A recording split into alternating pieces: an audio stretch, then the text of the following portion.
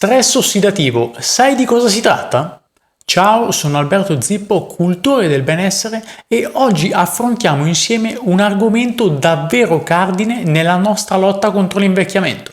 Prima di iniziare, se questi argomenti sono di tuo interesse, iscriviti al canale così da non perdere i prossimi video che pubblicherò. Ora, bando alle ciance, volume a palla, partiamo!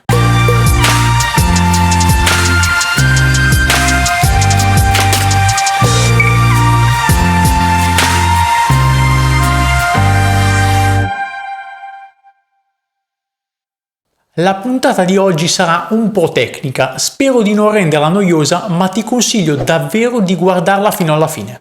Oggi parliamo infatti dello stress ossidativo. Il processo di ossidazione, quello che fa diventare nera una mela dopo 30 minuti che l'hai tagliata, è presente anche all'interno del nostro corpo. Il nostro DNA, le membrane delle nostre cellule e moltissime altre strutture vengono intaccate da questo processo e sta a noi trovare un modo per rallentarne il corso.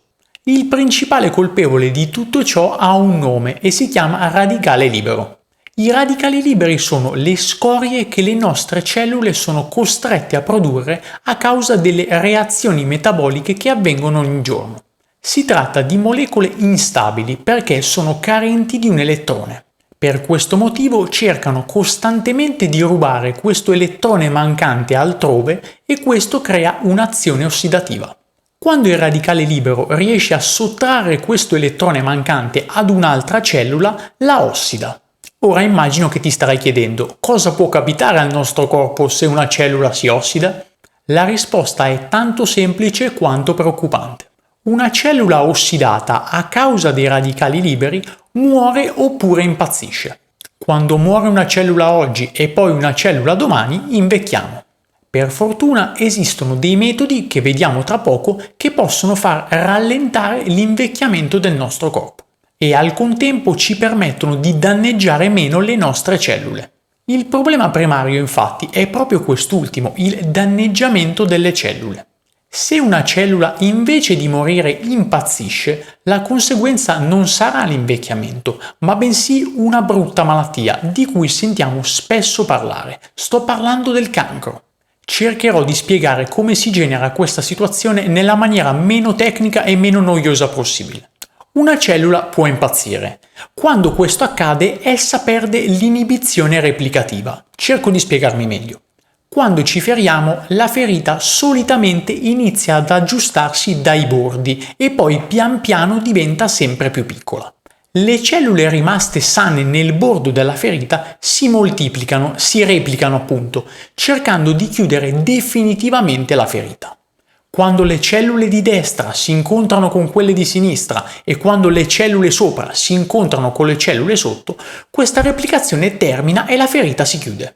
Una cellula che impazzisce a causa dei radicali liberi perde questa straordinaria proprietà. Di conseguenza, indipendentemente dal fatto che questa cellula impazzita tocchi a destra o a sinistra o sopra o sotto un'altra cellula, questa cellula inizia e continua a moltiplicarsi all'infinito. Questo cosa va ad innescare? Semplicemente, dopo un po' di tempo, ci ritroviamo con una palla di cellule ossidate tutte unite e questo purtroppo si chiama cancro. L'ossidazione non causa solamente il cancro, le patologie causate dall'ossidazione sono molteplici. Parliamo di malattie cardiovascolari, patologie neurologiche, diabete, artrosi, dermatiti, ansia e depressione e anche stanchezza cronica. Tutte queste problematiche sono purtroppo pericolose per la nostra salute, ma ovviamente la natura ci offre dei rimedi anche per ridurre lo stress ossidativo del nostro organismo. Vediamo dunque quali sono gli accorgimenti che possiamo attuare per ridurre questa problematica. Partiamo come sempre dall'alimentazione. Il primo punto di oggi riguarda lo scarso apporto di frutta e verdura, soprattutto allo stato crudo. Per contrastare lo stress ossidativo che si crea nell'organismo bisogna introdurre antiossidanti a compensazione. Di questo ne parlerò nello specifico in una prossima puntata. Oggi accenno solamente che l'effetto scatenato dall'introduzione di un vegetale antiossidante è proprio quello di fornire al radicale libero che lo richiede quel famoso elettrone mancante di cui parlavo ad inizio puntata. Accorgimento numero 2. Occhio al sovrappeso. Numerosi studi scientifici hanno dimostrato che il sovrappeso e l'obesità sono associate ad alterazioni dello stato infiammatorio e del bilanciamento fisiologico tra radicali liberi e i componenti della barriera antiossidante. L'ipernutrizione e l'elevato consumo di zuccheri e grassi saturi nella dieta possono attivare vie metaboliche in grado di indurre stress ossidativo. L'accorgimento numero 3 riguarda il consumo di alcol. Su questo punto credo non ci sia bisogno di soffermarsi troppo. L'alcol induce stress ossidativo e non porta alcun beneficio all'organismo. L'accorgimento numero 4 riguarda i metalli pesanti.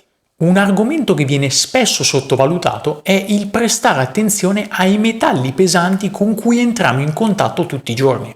Quelli maggiormente responsabili di danni ambientali ed effetti tossici sugli esseri viventi, incluso lo stress ossidativo, sono mercurio, piombo e cadmio. È importante dunque evitare anche alimenti che contengono queste sostanze. L'accorgimento numero 5 riguarda i farmaci. Quante volte hai sentito dire che il continuo utilizzo di farmaci risulta essere dannoso per il nostro organismo? Beh, questo si conferma anche nel caso dello stress ossidativo delle nostre cellule, più frequentemente dopo l'assunzione costante di antibiotici e pillola anticoncezionale. L'accorgimento numero 6 è insospettabile, parlo dell'attività fisica.